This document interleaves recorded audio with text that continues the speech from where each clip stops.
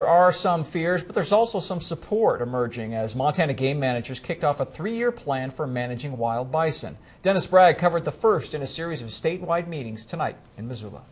Bison, those once endangered shaggy beasts of the prairie, are stepping into a new phase of their existence as Fish, Wildlife and Parks kicked off what promises to be a long and detailed analysis of the big animal's future in Montana. The question is, what should the state do now that bison have rebounded in places like Yellowstone and the National Bison Range?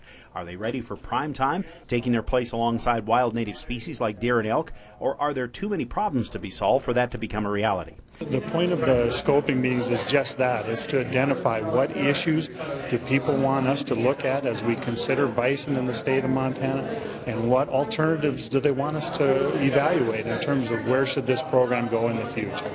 Splitting up into discussion groups, the crowd, some who came hundreds of miles for this first meeting, listed a variety of issues, from the threat of brucellosis to repairing damaged private lands. Some worried about management problems similar to wolves, while others argued for the restoration of wild bison herds. They're going to be told, like the wolves, you can't kill the calf, you can't do this, you can't do that. We don't think it's asking too much to find a place that's predominantly public land to have wild, free-ranging, huntable, state-managed buffalo.